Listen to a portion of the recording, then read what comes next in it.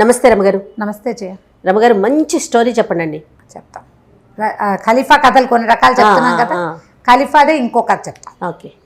హారూన్ అల్ రషీద్ ఖలీఫాగా ఉన్న రోజుల్లో ఆయనకి తను చాలా దానపరుణని, తనకెంతో తరగని సంపద ఉందని ఆయన నమ్మకం. సాధారణంగా ఏంటంటే కొన్ని జాతుల్లో తమ సంపదలో 10వ వంతు దానం చేయాలనేది ఒక నియమం. వాడు జీవితాంతం దానం చేయాల్సిందే, వాళ్ళ మతంలో పద్ధతి అది. కానీ అలా చేసేవాళ్ళు అంటారు రమగారు, పూర్వకాలంలో చేస్తారు. ఇప్పటికీ కూడా మన ఈ రంజాన్ రోజుల్లో ప్రతిరోజు దానం చేస్తారు. ఖచ్చితంగా సంవత్సరానికి 10 లక్షల సంపాదన ఉంటే 1,00,000 రూపాయలు దానం చేయటం అనే నియమం ఉంటుంది. మనం ఒక్కొక్కళ్ళు ఒక్కొక్క రకంగా అనుసరిస్తారు కదా. దాన నియమం, దాన ప్రక్రియ తప్పదు. ఖచ్చితంగా 10% దానం చేసేవాళ్ళు అప్పుడు ఉన్నారు, ఇప్పుడు ఉన్నారు. ఈ కలికాలంలో కూడా జరుగుతుంది అంటారా? ఏ కాలమైనా చేస్తారు జయ. లేకపోతే ఆకాశం అలా పైన ఉండదు, భూమి ఇలా కింద ఉండదు. అలాంటి వాళ్ళు ఉంటారు. అవును, ఆకాశానికి పందిరి గుంజలు వాళ్ళు ఉండటం వల్లే మనమంతా అలా దానం చేసేవాళ్ళు, ధర్మం చేసేవాళ్ళు, న్యాయంగానే ప్రవర్తించేవాళ్ళు, అస్సలు అబద్ధం ఆడని వాళ్ళు ఇప్పటికీ ఉన్నారు. కాబట్టి ఇంకా కలియుగాంతం ఇంకా దగ్గరలోకి రాలా మనకి. అదంతా పడిపోయాక అప్పుడు యుగాంతం అవుతుంది. కొద్దిమంది ఉంటారు. శాంతం లేదు అనుకోటానికి లేదు, ఉండదు. దానం చేసేవాడు బాగా, తనంత దానపరుడు తనే అనిపించేది ఆయనకి. అక్కడి నుంచి దానం చేస్తుంటే వాళ్ళకి సంపద వస్తుండేది. ఖలీఫా రాజు కదా, అవును, డబ్బులు వస్తుంటే ఏమనుకునేవాడు, మాలాంటి సంపద ఎవరికైనా ఉందా? ఖలీఫాల గుప్తధనం అని ఒక నావెల్ కూడా ఉంది. అది ఇంకా చెప్పలేదు, అది కొంచెం మర్చిపోతానేమో అని అనుమానంతో పేర్లు తమాషాగా ఉన్నాయని చెప్పట్లా. ఆ గుప్తధనం కూడా తన దగ్గరికే వచ్చేసింది కాబట్టి అబ్బో మా దగ్గర ఎంతో ఉందనుకునేవాడు. దానం చేసేవాడికి నేను బాగా చేస్తాను అనే ఫీలింగ్ ఉండకూడదు, అది తప్పు. ఓకే. దానం ఎంత కరెక్టో నా అంత దానపరుడు లేడనే భావన తప్పు. కర్ణుడి కథల్లో చెప్తారు, కుడి చేత్తో చేస్తే ఎడం చేతికి తెలియకూడదు. ఎడం చేతి వైపు ఉన్నప్పుడు ఎవరైనా అడిగితే కుడి చెయ్యి మారే లోపల బుద్ధి మారిపోతుందని ఎడం చేత్తోనే దానం చేసేవాట. అలాంటి కథలు కూడా ఉన్నాయి. ఇలా గొప్పలు చెప్పుకునేవాడు. చెప్పుకుంటుంటే జఫర్ అని ఈయన దగ్గర ఉన్న మంత్రి, మనం ఇదివరకటి కథలో విన్నాం జఫర్ పేరు. ఆ జఫర్ అంటే ఆయన పక్కనే ఉండేవాడు, అంగరక్షకుడు అనమాట.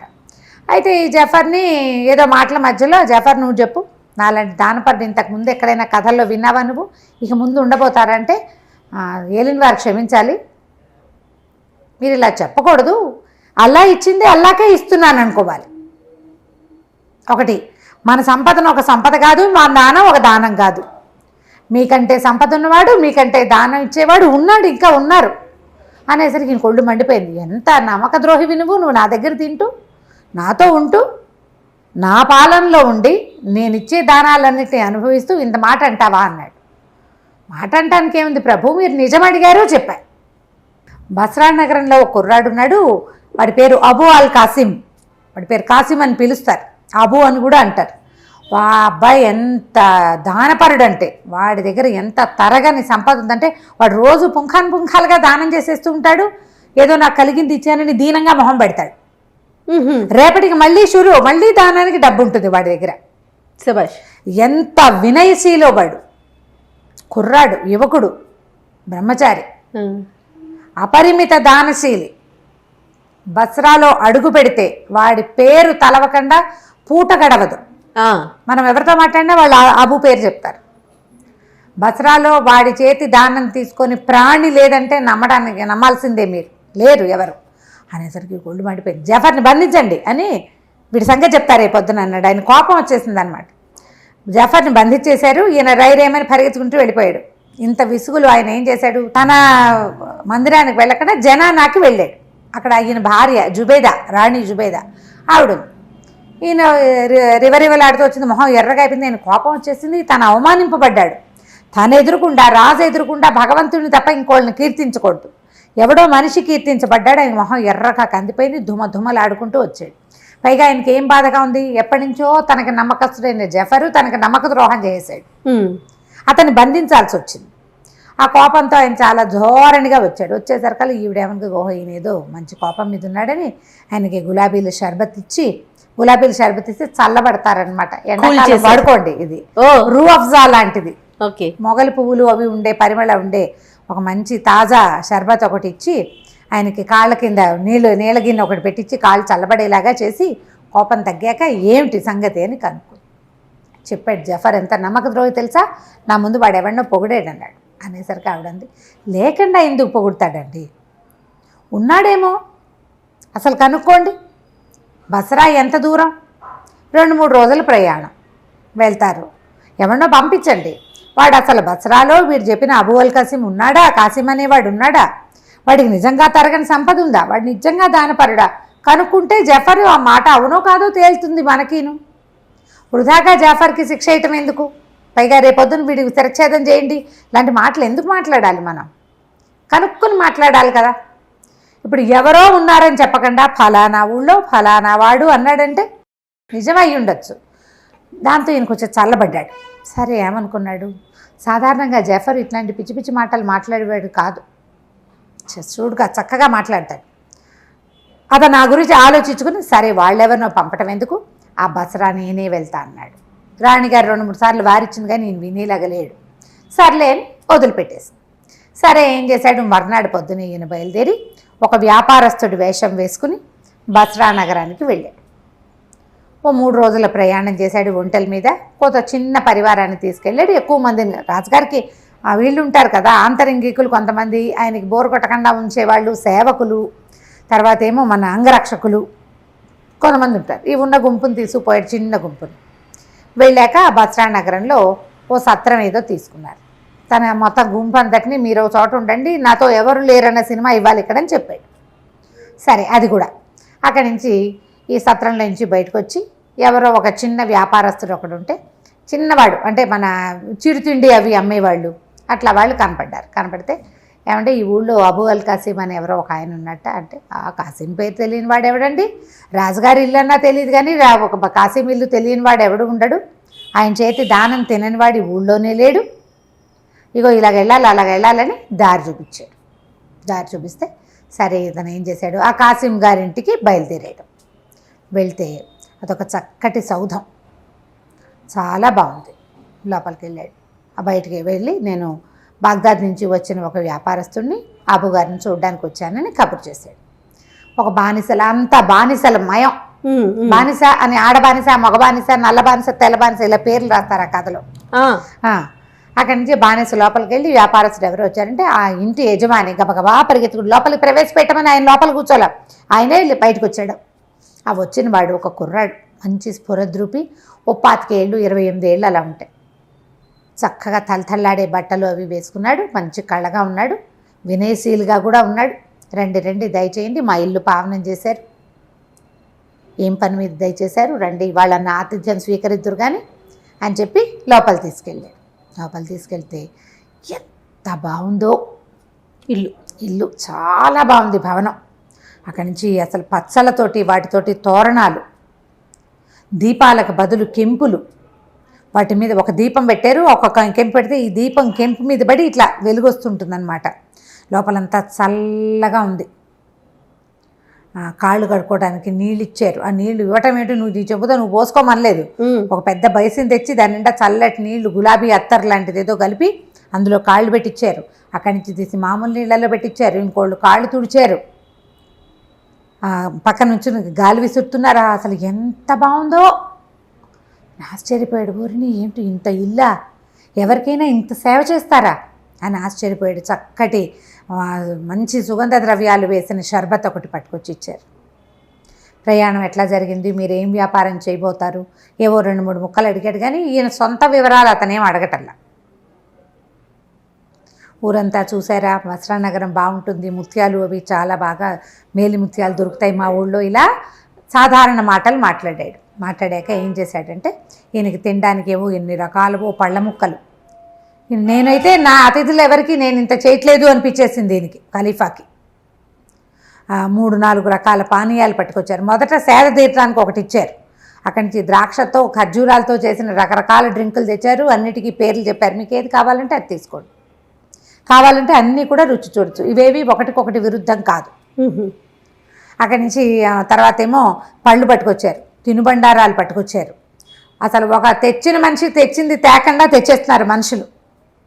మళ్ళీ గొడవగా హడావిడిగా ఏమిటో గుంపుగా లేరు, ఒక సుశిక్షితులైన సైనికుల్లాగా ఒక 6 వస్తారు, 6 పదార్థాలు పుచ్చుకుని. వాళ్ళు వెళ్ళిపోగానే డ్యాన్స్ ఎరీనా మీదకి వస్తూ ఉంటారు కదా సర్కస్లో, ఒకళ్ళ తర్వాత ఒకళ్ళు అలా చక్కగా వచ్చి వరుసలుగా అన్నీ అందించి వెళ్ళిపోతున్నారు. ఈయన చాలా సంతోషించాడు. బాగా రిలాక్స్ అయిపోయాక ఇతను లోపలికి వెళ్ళి ఏం చేశాడు, ఒక ఇంత చెట్టు, దాని నిండా అది ఎలా ఉందంటే వెండితో చేసిన చెట్టు, దానికి కాయలు పువ్వులు అన్నీ వేళ్లాడుతున్నాయి. ఆ చెట్టు కింద ఒక చక్కటి నెమలి బొమ్మ ఉంది. ఒక పుల్ల లాంటిది ఒకటి పుచ్చుకొచ్చాడు. ఆ చెట్టు ఆ నెమలి పెట్టాడు ఇతనికి ఎదురుకుండా బల్ల మీద.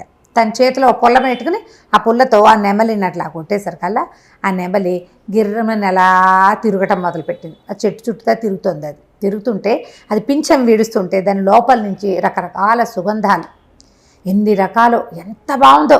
ఆయన అట్లా మైమరిచి చూస్తూ ఉండగా చటుక్కున అతను ఏం చేశాడు, ఆ చేత పుచ్చుకుని లోపలికి వెళ్ళిపోయాడు.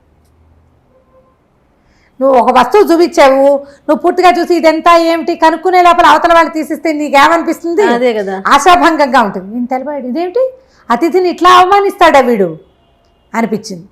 లోపలికి వెళ్ళిపోయి మళ్ళీ ఒక 5 నిమిషాలాగా వచ్చాడు. ఒక పాత్ర పట్టుకొచ్చాడు. పాత్ర అతను తేల వెనకాల ఒక బానిస కుర్రాడు వచ్చాడు. వాడి చేతిలో ఇట్లా పాత్రలే ఉంది. అది ఎలా అంటే పాన పాత్ర, మామూలు డ్రింక్స్ తాగుతారు కదా ఆ పాత్ర, కెంపు పాత్ర. అది ఒక పెద్ద కెంపుని మలిచారు ఇట్లా. ఆ కెంపులో ద్రాక్షాసవం పోసి చేతికిచ్చాడు. అసలు ఆ పాత్రే ఎంత బాగుందో, భలే అందంగా ఉంది. ఆ పాత్ర తీసుకున్నాడు. తాగి వెనక్కిచ్చేసరికి మళ్ళీ నిండిపోయినట్టు కనపడుతోంది. అది 3 సార్లు తాగాడు. 3వసారి కూడా అది నిండిపోయింది. వాడు పోయిటల్లా అదే చేతికిచ్చి తీసుకునే లోపల వచ్చేస్తోంది. ఈయన పాత్రను పరిశీలించే లోపల టక్కిన ఆ పాత్ర తీసేసుకున్నాడు. అతను లోపల పట్టుకెళ్ళిపోయాడు. ఈయన మళ్ళీ మీరు కదా ఇదేంటి నన్ను అసలు చూడనీడే వీడు పూర్తిగా కొళ్ళు మండిపోయింది. 3వసారి ఈయన చప్పట్లు కొడుతూ లోపలికి వచ్చాడు. అతను వెనకాల ఒక అమ్మాయి వచ్చింది. ఎంత బాగుందో చెప్పరానంత సౌందర్యవతి, ఒళ్ళంతా వజ్రాలే, ఆభరణాలు, వస్త్రాలు లేవు, వజ్రాల ఆభరణాలే వస్త్రాలుగా ఉన్నాయి. అక్కడి నుంచి ఒక చిన్న సితార్ లాంటిది ఒకటి పట్టుకొచ్చింది, మ్యాండలీను బట్లాగా. అది టింగ్ టింగ్ కూర్చుని చక్కగా మహాసౌందర్యవతి అయిన ఒక అమ్మాయి, దాని శరీరం సగం బయటికే కనపడుతోంది. మ్యూజిక్ వాయించడం మొదలుపెట్టింది. అది పాట పాడుతుంటే ఈయన మైమరిచిపోయాడు. ఆ వాయిద్యం ఎంత బాగుందో, పాట ఎంత బాగుందో. ఆ పాట పూర్తయ్యాక అమ్మాయి దగ్గరికి వెళ్ళి ముట్టుకుందాం అనుకున్నాడు ఈయన. పాట పూర్తయ్యే లోపలే ఈయన చప్పట్లు కొట్టాడు. పిల్లలు లేచి వెళ్ళిపోయాడు. మండిపోయింది ఈయనకి. వీడి ఆతిథ్యం మండినట్టే ఉంది. ఏది పూర్తిగా చూడనివ్వడు. ఇన్ని తాగేటిచ్చారు, ఇన్ని తిన్నిచ్చారు, బాగా నచ్చిన వస్తువుని ముట్టుకొని ఇవ్వాలి కదా. ముట్టుకొని వెళ్ళి సరే నేను వెళ్ళొస్తానని బయలుదేరాడు. ఆ పెద్ద జఫర్కి చెప్తా, వీడి ఆతిథ్యం ఏడిసినట్టుంది, ఏవో ఇచ్చానంటున్నాడు, ఏమిచ్చాడో వీడు నాకు తెలీదు అని దుమ్ములాడుకుంటూ ఒళ్ళు మండిపోయింది లోపల. పైకి మాత్రం అనలా. ఏం చెప్పాడంటే, నేను వెళ్ళొస్తాను, మీ ఆతిథ్యం చాలా పరమాద్భుతంగా ఉంది, నేను ఇలాంటి చోటకి వచ్చినందుకు చాలా సంతోషిస్తున్నాను, ఇలాంటి అభినందన వాక్యాలు ఓ 3-4 చెప్పి సత్రానికి బయలుదేరాడు. లోపలంతా రుంజుకుంటూనే ఉన్నాడు. వీడి ఆతిథ్యం బాగానే ఉంది, కానీ అది ఫుల్ఫిల్డ్గా లేదే, పూర్తి చేయలే. మొదట ఒక నెమలి చూసాం, ఆ నెమలి ఎంత బాగుంది, దాన్ని ముట్టుకునే లోపలే తీసేసుకున్నాడు. ఆ కెంపు పాత్రని పరిశీలించే లోపలే తీసేసుకున్నాడు. ఆ పిల్లకి దగ్గరికి వెళ్ళి దాన్ని ముట్టుకునే దాని సౌందర్యాన్ని చవి చూసే లోపలే వెళ్ళిపోయింది అది లోపలికి. ఈ సత్రం దగ్గరికి వెళ్ళేసరికల్లా ఒక 12 మంది బానిసలు నిలబడి ఉన్నారు అక్కడ, అమ్మాయిలు. అక్కడి నుంచి ఓ 10 మంది సైనికుల్లాగా ఉన్న బానిసలు నిలబడి ఉన్నారు. వాళ్ళ చేతుల్లో 3 బాక్సులు, 2 బాక్సులు. అక్కడి నుంచి మేలు ముసుగు వేసుకున్న ఒక మనిషి కనపడ్డారు. దగ్గరికి వెళ్ళేసరికల్లా బానిసలందరూ నమస్కారం చేశారు. అయ్యా, మీరు అబూ అల్ కాసిం గారింట్లో ఆతిథ్యం తీసుకున్న ఫలానా వర్తకుడు గారే కదా, మీ వివరాలన్నీ తీసుకున్నాం, మీకు అక్కడ మీరు మేలుపడిన 3 వస్తువుల్ని మీకు అప్పచెప్పమని చెప్పారు అని చెప్పి మొదటిది బాక్స్ ఓపెన్ చేశాడు. అది ఇంత వెండి చెట్టు, నెమలి బొమ్మ. 2వ బాక్సులో కెంపు పానపాత్ర. 3వది మేలు ముసుగు వేసుకున్న అమ్మాయిని ఓపెన్ చేసి చూస్తే ఆ మ్యాండలిన్ వాయిస్తూ నుంచి పాడింది కదా సంగీతం, ఆ పిల్ల అక్కడ నుంచి ఉన్నారు. ఈ 3 వస్తువుల్ని మీకు అప్పచెప్పమన్నారు మా కాసిం గారని. తను నిర్కాంతపోయాడు. ఏమిటి, నాకు నచ్చిన వస్తువుని నాకే సొంతం చేసేసే ఉద్దేశం పడింది, ఇదేం ఆతిథ్యం, అద్భుతం. వాళ్ళ ఇంట్లో ఉన్నది కాదు, నా ఇంటికి వచ్చాక నా వెనకాల పడి వచ్చేసేసి వాళ్ళు, నాకంటే ముందే వెనకాల పడరా, నేను ఇంటికి వచ్చేసరికల్లా నా దగ్గరికి ప్రత్యక్షం చేశాడు. అవురవురా, ఏమిటి వీడివి ఇది గొప్పతనం అని చెప్పి సామాన్లు అక్కడే ఉండు, మీరు ఇక్కడే ఉండండి, నేను ఎప్పుడే వస్తాను. మళ్ళీ పరిగెత్తుకుంటూ కాసిం వాళ్ళ ఇంటికి వెళ్ళిపోయాడు ఖలీఫా. వెళ్ళిపోయి, నాయన నువ్వు ఎంత గొప్పవాడివి, నీ ఆతిథ్యం ఎంత గొప్పది, ఈ వస్తువులన్నీ నీకు ఎలా వచ్చినాయి, నువ్వు నాకు ఎలా ఇవ్వదలుచుకున్నావు, ఇదేం దానం, అతిథిని ఇట్లా గౌరవిస్తావా, పైగా ఇవాళ నువ్వు ఇచ్చిన ఈ వస్తువులు నీ దగ్గర రేపు కూడా ఉంటాయా, ఇవాళ ఇచ్చేసావు, మళ్ళీ ఈ వస్తువు నీకు ఎలా వస్తుంది అపురూపమైనది అంటే అదంతా ఒక విచిత్రమైన గాథ అంటే అన్నాడు. అయితే ఖలీఫా అన్నాడు, నేను నీ విచిత్ర గాథ తెలుసుకోవాలి, నువ్వు ఇంత దానం ఎలా చేయగలుగుతున్నావు, నాకు నచ్చిన నీ అతిథికి నచ్చిన వస్తువుని అతనికే ఇవ్వాలనుకునే బుద్ధి ఎక్కడి నుంచి వచ్చింది నీకు, అని వస్తువులు ఎక్కడి నుంచి వచ్చాయి, ఇవాళ నేను వచ్చా రేపు ఇంకోటి వస్తాడు, వాడికి కూడా ఏవో చూపిస్తావు నువ్వు, వాడికి అవి నచ్చేస్తాయి న్యాచురల్లీ. మన దగ్గర లేని కొత్త వస్తువు ఎవరికైనా నచ్చుతుంది, ఉపయోగపడుతుంది అనిపిస్తే, వాళ్ళకి అవి ఇచ్చేస్తావా, ఇచ్చేయడానికి అంత నీ దగ్గర ఎక్కడిది అంటే, ఇక్కడ ఎవరు అడగలేదండి, ఈ ఊళ్ళో వచ్చిన వాళ్ళు వస్తారు, ఆతిథ్యం ఇస్తాను, రోజు ఒక అతిథిని చూడాలి, నా లెక్క అది, మా అతిథికి ఏది నచ్చితే అది, వాళ్ళని సంతృప్తిపరచడం, వాళ్ళ మొహాల్లో ఆనందాన్ని చూడడమే నా విధి, నేను ఇలా ఎన్ని చేసినా నాకు తరగదండి, నా దగ్గర ఉంటూనే ఉంటుందంటే, ఆ రహస్యం ఏమిటి నేను తెలుసుకోవాలనుకుంటున్నాను అన్నాడు. సరే నేను చెప్తానండి అని చెప్పాడు. తరగని సంపద అంటే అబూ అల్ కాసిమ్కి అంత డబ్బు ఎక్కడి నుంచి వచ్చిందో తెలుసుకోవాలనుకుంటున్నాడు. అయితే ఇప్పుడు కాసిం చెప్పాడనమాట, మాది బస్రా నగరం కాదు, బాగ్దాదు చుట్టుపక్కల ఒక చిన్న ఊరు, మా తండ్రి రకరకాల వ్యాపారాలు చేసి తర్వాత బస్రా నగరంలో స్థిరపడ్డాడు, ఎంత సంపాదించాడో, మా తాత కూడా, తాత తండ్రి ఇద్దరు కలిసి అసలు బస్రా నగరంలో సుల్తాన్లతోటి సమానంగా ఇక్కడ ఈ నగరంలో మేము వెలుగొందుతూ ఉండేవాళ్ళం. అయితే మా నాన్న ఈయన ఈజిప్టులో అక్కడ పనిచేశాడు, వ్యాపారం అక్కడ ఉండేది, అక్కడ సుల్తాన్ల భయంతో బస్రా నగరంలోనే స్థిర నివాసం ఏర్పరిచి కుటుంబాన్ని ఇక్కడే ఉంచాడు. నేను ఈ నగరంలోనే పెరిగాను, ఎంతో హాయిగా ఉండేవాళ్ళం. మా నాన్న చనిపోయేటప్పటికి నాకు ఎంతో ఆస్తి ఇచ్చాడు. నేను ఈ అతిథులకి పెట్టడము, ఆటలు ఆడేయటము, ధారపోసేయటము, వాటితోటి మొత్తం సంపద అంతా అవగొట్టేశాను. సంపదే లేదు నాకు, ఏమీ లేవు నా దగ్గర, ఏదో ఇల్లు బాకిలే ఉండేది. రోజువారీ తినడానికి తాగడానికి ఇంతమంది బానిసలు పనివాళ్ళు, వీళ్ళందరికీ జీతాలు భత్యాలు ఇవ్వద్దు. క్రమంగా నా సంపద అంతా అడుగంటిపోయింది. నేను చాలా దీన స్థితిలో ఉండేవాడిని, చాలా దీనంగా ఉన్నాను, ఏం చేయాలో తెలియని ఒక దుస్థితిలో ఉండేవాడిని. ఒకనాడు రాజభవనం పక్క నుంచి నేను వెళ్తూ ఉంటే ఆ తెరల మాటున ఒక అమ్మాయి అందమైన మొహం కనపడింది నాకు, చాలా అందంగా ఉంది. అప్పటికి ఇంత పెద్దవాడిని కాదు, 18 ఏళ్ళు అలా ఉంటాయి నాకు, 19, 20 ఏళ్ళు కూడా లేవు. అయితే ఆ మొహం మళ్ళీ కనపడుతుందేమోనని నేను మళ్ళీ ఆ వైపు తిరిగాను. తీరా నాకు ఆ ముఖం కనపడింది. ఈ బస్రా సుల్తాన్కి ఎంతోమంది భార్యలు ఉన్నారు, ఆ భార్యల్లో ఒకతని నేను చూశాను. ఓహో. అయితే ఇంకా నాకు సంపద లేకపోయినా ఏదో తినడానికి ఉంది, నేను అక్కడక్కడే తిరుగుతూ ఆమెను ఆకర్షించడానికి ప్రయత్నం చేశాను, నా చిన్నతనంతో అనండి ఏదైనా కానీ. అయితే ఆమె ఏం చేసింది, కింద తోటలో తిరగడానికి వచ్చింది. నేను వెళ్ళి ఆమెను పలకరించాను, ఎవరికైనా తెలిస్తే కొంప మునిగిపోతుంది, నాకు నువ్వు నచ్చావు, కానీ బస్రా ఈ సుల్తాన్ భార్యలంటే సుల్తాన్ తోటి సంబంధ బాంధవ్యాలు ఉండవు, పాడుండవు, ఎవరికి వాళ్ళకి ఏవో ఒక మందిరం ఏర్పరుస్తారు, ఆ మందిరాల్లో పడి ఉంటారు. వస్తే సుల్తాన్ ఒకసారి వస్తాడు ఎప్పుడో, సుల్తాన్ భార్య అని ముద్ర ఉంటుంది, ఇతరులు ఎవ్వరూ దాని వైపు చూడకూడదు, ఇంకా జనానాలోకి ప్రవేశపెట్టబడతారు. వాళ్ళు లోకల్ స్నేహాలు ఏమైనా చేసేస్తూ ఉంటారు, బయటపడితే ప్రాణాపాయం, పట్టుపడకుండా ఉంటే ఏదో వేషం వేస్తూ ఉంటారు. ఈ పిల్ల చాలా చిన్నది, ఇప్పటిదాకా నేను సుల్తాన్ మొహమే చూడలేదు, నేను అందగత్తనని ఉంచుకునే వాళ్ళుట. ఆ కథల్లో అలా కనపడలేండి, మనకు మాత్రం ఏం తెలుసు, మనం చూసాము, మన దేశంలో జరిగే వ్యవహారం కాదు కదా, అంచేత మనకు తెలీదు. ఈ అరేబియన్ నైట్స్ కథల్లో అలాంటివి చూపిస్తారు. ఓకే, సంవత్సరానికి ఒకసారి కూడా సుల్తాన్తో గడిపే టర్న్ రాని వాళ్ళు కూడా ఉంటారు, అలా కూడా ఉంటుంది, ఆ కథల్లో చూపిస్తారు, మనకు తెలియదు. ఆ కథల్లో విని ఓహో కామోసుకో అనుకోవాలి మరి, అంతే. అయితే ఏమైంది, సరే ఏమందంటే నువ్వు రా మన ఇద్దరం స్పెండ్ చేద్దామని పిలిస్తే ఆనాటి రాత్రి ఆమె ఎలా దారి గుర్తు రాసిచ్చింది ఎట్లా రావాలో. ఆనాటి రాత్రి మేము పైకి వెళ్ళాం. మా కర్మగాలి ఆ రోజే సుల్తాన్ వచ్చే రోజు అయింది, ఆమె జీవితంలో మొదటి రోజు అదే. అబ్బా, అయితే ఇది ఎట్లా ఒక పెద్ద నదిని ఆనుకుని సౌధం, ఆ సౌధానికి ఒక పక్కన పెద్ద తోట అట్లా ఉన్నాయి. అయితే ఏమైంది, మేమిద్దరం మనసు విప్పి మాట్లాడుకున్నాం. చెప్పాను నేను, నాకేం సంపద లేదు, ఏమి లేదు, ఏమీ అక్కర్లేదు, ఈ సుల్తాన్ తోట ఉండటం ఎందుకు, ఒక మగవాడికి పరిచర్య చేస్తూ వాడు చక్కగా సంపాదించి పెడుతుంటే తినాలని, సాధారణ జీవితం గడపాలని కోరుకుంటున్నానని చెప్పింది. అమ్మాయి పేరు లబీబా అనుకుంది. మేమిద్దరం ప్రేమించుకున్నాం. ఆ కాసేపట్లోనే ఒకళ్ళ మనసులో ఒకళ్ళకి వచ్చిపుచ్చుకున్నాం. ఇంతలో పెద్ద సందడి వచ్చింది. బానిసలు బోల్డంత మంది వచ్చారు. రాజు వచ్చే ముందు అట్లా వచ్చి అన్ని తలుపులు తీస్తారు.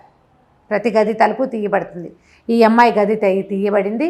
అమ్మో ఎవరో వస్తున్నారని నేను పారిపోయే లోపల, బానిసలంటే ఏదో మామూలుగా పనిచేసేవాళ్ళు కాదు, వాళ్ళు రాజుగారి వెనకాల ఉండేవాళ్ళు. ఒక రకంగా చెప్పాలంటే అంగరక్షకులు లాంటి వాళ్ళు. ఇద్దరు చెరో పక్కన ఒడిసి పట్టుకుని నన్ను లబీబాని కూడా నదిలోకి విసిరేసేశారు. రాజద్రోహ నేరం కింద ఆ అమ్మాయిని నదిలో పారేశారు, నన్ను కూడా పడేశారు. ఊహించని ఈ ప్రమాదానికి ఆ అమ్మాయి ఎటుకొట్టుపోయి చచ్చిపోయిందో ఏమో దొరకలేదు. నేను మాత్రం ఎట్లాగొట్లా ఆ నదిని దాటుకుని బయటపడ్డాను. బయటపడి దీన స్థితిలో ఉన్నాను. అయితే ఏమైందంటే వ్యాపారస్తుల బజార్లోకి వెళ్ళా. ఏం చేయాలో తెలియలే. భగ్నప్రేమికుడైపోయాడు వీడు. తన వల్ల తన పైకి వెళ్ళకుండా ఉంటే అమ్మాయి చచ్చిపోయేది కాదు. రోజు ఓసారి అమ్మాయి మొహం చూసి బతికేసేవాడు కనీసం. అయ్యో ఇంత పని చేశాను, నా వల్ల ఇలా జరిగిందని నాకు కూడా చచ్చిపోదామని ఉంది. కానీ భగవంతుడు ఇచ్చిన జీవితాన్ని మనం అంతం చేయకూడదు. వాడు విసిరేశాడు, అమ్మాయి చచ్చిపోయింది, నేను చావలేదు కదా అంటే భగవంతుడికి నన్ను చంపడం ఇష్టం లేదనమాట. బతికుండమంటున్నాడని పరిదీన వదనంతో వ్యాపారస్తుల బజార్లో తిరుగుతున్నా. ఈ లోపల ఒక ఆయన కనపడ్డాడు. ఆయన ఎవర్రా నువ్వు, ఏమిట్రా అని అడిగితే నేను ఏం చేసి ఇప్పుడు బాధగా ఉంది, నేను ఎంత పని చేశాను, నేను ఎంత దుర్మార్గుణ్ణి, నా వల్ల ఒక స్త్రీ చనిపోయింది, మా నాన్న ఇచ్చిన ఆస్తి అంతా తగలబెట్టేశాను అనగానే ఆయన చాలా ప్రేమగా నన్ను కావలించుకున్నాడు. నాకెవరూ లేరు, నువ్వు నాతో పాటు ఉండు కనరా, నీకు తండ్రిగా ఉంటాను నేను, నువ్వు నాతో ఉండని నన్ను తన ఇంటికి తీసుకెళ్ళాడు. అప్పుడప్పుడు ఇలా జరుగుతాయి.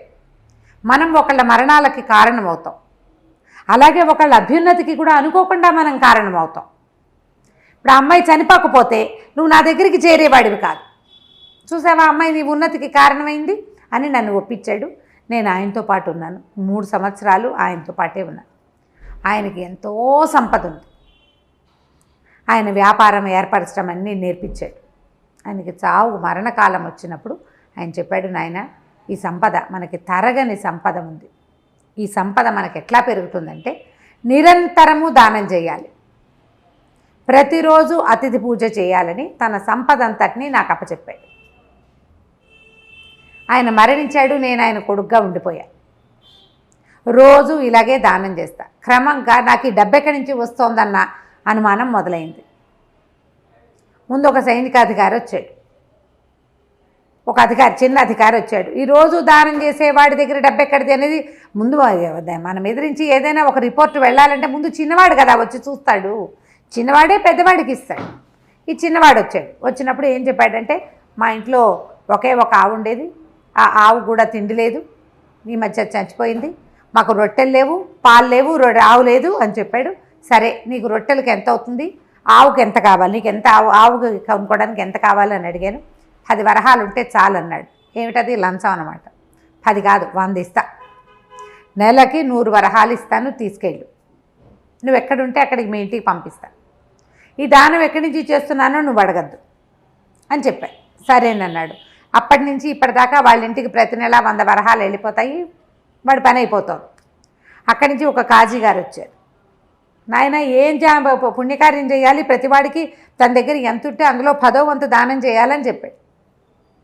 ప్రార్థనా మందిరంలో రోజు మీరు భోజనం పెడతారు. ఏం పెడతారు, రొట్టెలు, ఓ కూర, ఓ లస్సీ ఇస్తారు, మజ్జిగ ఇస్తారు, లేదా పానీయ ద్రాక్షాసవం లాంటిది ఇస్తారు.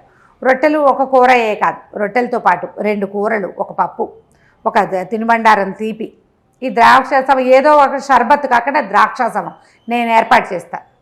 రోజు 1000 మంది తింటారు ఆ ప్రార్థనా మందిరంలో. మధ్యాహ్నం భోజనం పెట్టేస్తారు. ఏముంది, రొట్టెలు దొరుకుతాయి, ఒక కాస్త ఏదో షర్బత్ దొరుకుతుంది, అందులో ఒక కూర దొరుకుతుంది. మధ్యాహ్నం తాత్కాలిక భోజనం ఎవరికైనా దొరికేస్తుంది. అలా కాదు, అద్భుతమైన భోజనం పెడతా, ఇంకా మీరేం మాట్లాడకండి అని చెప్పాడు. ఆయన కూడా ఒప్పుకున్నాడు. రోజు ప్రార్థనా మందిరాలకి భోజనం మన ఇంటి దగ్గర నుంచే వెళ్తుంది. అయిందా? అక్కడి నుంచి ఒక పెద్ద అధికారి వచ్చాడు, పైవాడు. ఈ నగరంలో ఇంతంత దానాలు చేసేవాడు ఈ పరిస్థితిలో ఉన్నాడు అని సుల్తానికి చెప్పాలా వద్దా? చెప్పక్కర్లేదు. నా దగ్గరికి ఎక్కడి నుంచి డబ్బు వస్తుందో, నేను ఏం వ్యాపారం చేస్తానో మీకు లెక్కలక్కర్లా, మీకు ఏ లెక్క కావాలో అడగండి అని చెప్పాను. అతను నెలకి 1000 వరహాలు కావాలన్నాడు. నేను మిగిలిన వాళ్ళకి పంచాలన్నాడు, మాట్లాడకుండా ఉండడానికి. ఇలా లంచాలు ఇచ్చేస్తున్నా. వాళ్ళు వెళ్ళిపోతూ ఉంటాయి, డబ్బులు వెళ్ళిపోతాయి. అది కూడా దానం కిందే నేను భావిస్తున్నాను. లంచాన్ని కూడా నేను దానంగానే భావిస్తున్నాను. నేను నిరంతరం నాకు రోజు ఒక అతిథిని ఖచ్చితంగా నేను తెచ్చుకుంటా. వాకిట్లోకి వచ్చిన వాళ్ళని ఎవరినైనా తీసుకొస్తా, వాళ్ళకి ఏది నచ్చితే అది ఇచ్చేస్తా. మరి ఇట్లా నీ దగ్గర సంపద తరిగిపోలేదా? ఎట్లా ఉంది నీకు ఆ సంపద? ఎక్కడిది? ఎవరిచ్చారు అంటే అతనే ఇచ్చాడని చెప్పాడు కదా. ఎక్కడుంది ఆ సంపద అంతా? ఎక్కడ దాచావంటే ఏమన్నాడు? నేను ఎవరికి చెప్పలేదండి అన్నాడు. కాదు, నేను అడుగుతున్నా, నేను అది తెలుసుకోవాలనుకుంటున్నా అనేసరికల్లా అతిథి ఏదైనా తెలుసుకోవాలనుకుంటే చెప్పాల్సింది, అది నియమం. ఓహో, అది నియమం, మేము పెట్టుకున్న నియమం. మా తండ్రి నాకు చెప్పాడు అట్లా. నీ అతిథి ఏది అడిగితే అది ఇచ్చేయాలి, నువ్వు ఏదైనా ప్రశ్న ఇస్తే సమాధానం చెప్పాలి. అందుకే ఈ కథ అంతా చెప్పా. సరే రండి, నేను మీకు చూపిస్తా. కాకపోతే ఏంటంటే మీ కళ్ళకు గంతలు కడతాను. నా దగ్గర ఎంత సంపద ఉందో చూద్దురు కానీ మీరు. కళ్ళకు గంతలు కడతా, నా చేతిలో కత్తి ఉంటుంది. మీరు ఏదైనా ఇతరత్ర నా సంపదని ఏదైనా ఇబ్బంది పెడితే కనుక మిమ్మల్ని ఖండించేందుకు నాకు అధికారం ఇవ్వాలి మీరు అన్నాడు. ఖలీఫా ఒప్పుకున్నాడు. అదంతా కంటితో చూడాలని ఉంది ఆయనకి, వీడి దగ్గర ఎంత ఉంది అని. సరే, ఈ ఒకడు ఏం చేశాడు, కాసిము ఖలీఫా కంటికి గంతలు కట్టేశాడు. అక్కడి నుంచి ఒక సొరంగంలోకి తీసుకెళ్ళాడు. ముందు అక్కడి నుంచి ఎన్ని మలుపులు నడిచారో, ఎంత లోపలికి లోపలికి లోపలికి లోపలికి తిరిగాక కట్లోడు తీశాడు. చూస్తే అది మహాపెద్ద సౌధం. దాని నిండా వజ్రాలు, రత్నాలు, వైడూర్యాలు. ఇతను చూశాడే చెట్టు, ఈ నెమలి గుండ్రంగా తిరుగుతూ సుగంధాలు వేసలేదు, 100 ఉన్నాయి అవి అక్కడ. ఆ కెంపు పచ్చల పానపాత్రలు లక్షల్లో కనపడుతున్నాయి, డబ్బాల నిండా అవే. తీసిన కొద్దీ రీప్లేస్ అయిపోతాయి. ఓహో, తీసిన కొద్దీ వస్తాయి. అపురూపమైన వస్తువులు ఒక గదుల నిండా ఉన్నాయి. ఇక అంతా ధనమే. ఆశ్చర్యపోయాడు తను. ఇంత ఉండి వాడు సింపుల్గా చాలా దీనంగా మీకు నేను సహాయం చేశానా, మీరు ఇదిగా ఉన్నారా, మీరు ఆనందించారా అంటాడు. అక్కడి నుంచి చాలా అద్భుతంగా చేశానంటే అల్లా ఇచ్చింది అల్లాకే ఇస్తున్నానంటాడు. వినయశీలిగా ఉన్నాడు. ఆశ్చర్యపోయాడు ఆయన. మొత్తం అంతా తిరిగి చూసి, నీ దగ్గర ఉన్న సంపద భూప్రపంచంలో ఎవరి దగ్గర లేదు, ఖలీఫా దగ్గర ఉండే అవకాశం లేదు. ఖలీఫాకి తెలుసు తన దగ్గర ఏముందో. కళ్ళ గంతలు కట్టే పైకి వెళ్ళిపోతా ఉన్నాడు. వెళ్ళిపోయాడు. వెళ్ళి సత్రానికి వెళ్ళిపోయాడు. తనకిచ్చిన 3 యాక్సెప్ట్ చేశాడు. అవి తన బాగ్దాద్ నగరానికి తీసుకెళ్ళాడు. భార్యకి చూపించాడు. ఆ అందంగా పాటలు పాడే అమ్మాయిని కూడా వాళ్ళ ఆస్థానంలో ఉంచుకున్నారు, జనానాలో ఉంచుకున్నారు. అమ్మాయి పాటలు పాడుతుండేది, ఆ పాటలు పాడే పిల్ల. అక్కడి నుంచి చెప్పాడు రాణికి, వాడి దగ్గర ఉన్న సంపద చిన్నది కాదమ్మా, మనం 10 సార్లు హెచ్చవేసినా వాడి దగ్గర ఉన్న గదుల్లో ఓ గదికి కూడా రాం మనం. అబ్బా, అంతుంది వాడి దగ్గర. కానీ వాడు చాలా వినేశీలి. మీరు సంతోషించారని దిగులుగా అడుగుతాడు. మీకు ఆనందం కలిగించానా, నేను మీకు సరిపడా సేవ చేశానా అంటాడు. అలాంటి వాడికి ఏదైనా చేయాలనుకున్నాడు. ముందు అతన్ని జాఫర్ని అరెస్ట్ చేయించాడు కదా, జాఫర్ని వదిలేసి జాఫర్కి క్షమాపణ చెప్పుకున్నాడు. నువ్వు చెప్పింది నిజం, అబూ అల్ కాసిం లాంటి దాతని నేను ఎక్కడా చూడలే, వాడి దగ్గర ఉన్న సంపద ఎవరి దగ్గర లేదు భూమి మీద అని చెప్పి వీటిని మనం గౌరవించాలి. ఎలా చేద్దాం అంటే, అప్పుడు ఆ బస్రా నగరం ఈయన పాలనలో ఉన్నదే, ఖలీఫా పాలనలో. అక్కడ ఏదో ఒక సుల్తాన్ ఉన్నాడు, నగర పాలకుడుగా చేద్దాం వీడిని అని భావించి, సరే అక్కడ పాలకుడు అని కాగితం రాసి పంపించద్దు, వాడిని మన ఇంటికి పిలుద్దాం, ఖలీఫా దగ్గరికి పిలుద్దాం, మన రాజ్యాన్ని పిలిచి బాగ్దాద్ నగరాన్ని పిలిచి చేద్దాం అనుకున్నాడు. సరే అంటే అభిషేకం చేయాలి, రాజ్యాభిషేకం లాంటిది. అతనికి ఆ పదవి ఇవ్వాలన్నమాట. కట్టబెట్టడానికి వచ్చిన క్రియ ఉంటుంది కదా. సరే ఉత్తరం రాశారు. ఖలీఫా నుంచి పిలిపి వచ్చింది. అబూ అల్ కాసిం ఏం చేశాడు, తన జనాలతోటి పాటు వచ్చాడు. వస్తే రాజుగారు చాలా సంతోషించి, అప్పుడు అతను గుర్తుపెట్టాడు తన దగ్గరికి వచ్చిన వ్యాపారస్తులే ఖలీఫా అని. ఇద్దరు కావలించుకున్నారు. ఈయన తనే స్వయంగా స్నానశాలకు తీసుకెళ్ళి దగ్గరుండి స్నానం చేయించి మంచి పట్టు పుట్టాలు కట్టబెట్టించి అక్కడి నుంచి ఓ చోట కూర్చోబెట్టి చప్పట్లు కొట్టాడు. ఎవరక్కడ, మంచి ద్రాక్ష సవం తీసుకురండి అంటే ద్రాక్ష సవం తీసుకొచ్చింది. ఒక బానిస, అందంగా ఉంది అమ్మాయి, ఆ అమ్మాయిని చూడగానే కెవ్వుమని కేకబెట్టి పడిపోయాడు వీడు. పడిపోయేసరికి రాజు ఆశ్చర్యపోయాడు. ఖలీఫా ఏమిటి, ఎందుకు పడిపోయాడని అతని మొహం మీద పన్నీర్ జారి లేపితే లబీబా అని ఏడ్చాడు. ఆ బానిసే లబీబా. ఓహో, ఇది ఒక విచిత్రం అనమాట. నదిలో పడిపోయిన ఆ లబీబా ఒక బెస్తవాడికి దొరికింది. అతను బతికిచ్చాడు. బతికిచ్చి ఈ అమ్మాయిని రాజస్థానానికి బానిసగా అమ్మేశాడు. అప్పట్లో పద్ధతులు అవి. స్త్రీలను బానిసలుగా అమ్మేసేవాళ్ళు, పురుషులు కూడా అమ్మేసేవాళ్ళు. వాళ్ళకి దొరికితే అమ్మేయడమే, కట్టేసి అమ్మేస్తారు అంతే. ఇంకా తప్పించుకోలేకపోతే ఇక అక్కడ వాడి పని చేసుకుంటూ అంతే. పారిపోయేవాడు పారిపోతూ ఉంటాడు. అయితే ఆ లబీబాని చూడంగానే రాజుగారు అన్నాడు, సరే ఈ అమ్మాయి చూడు ఎంత అందంగా ఉంది, సుల్తానికి భారీగా ఉండవలసింది చచ్చిపోయి మళ్ళీ ఇక్కడ బతికి ఇక్కడ ఇలా వచ్చిందని వెంటనే ఆ అమ్మాయి బానిస పదవి నుంచి ఇచ్చేసి ఆ అమ్మాయిని ఇచ్చి కాసింకి ఇచ్చి పెళ్లి చేసి అతన్ని బస్రా నగర పాలకుడుగా నియమించి సంతోషంగా మళ్ళీ సాగనంపాడు. కథ కంచికి మనం ఇంటికి. నమస్తే రమ్మగారు. నమస్తే చెయ్యి.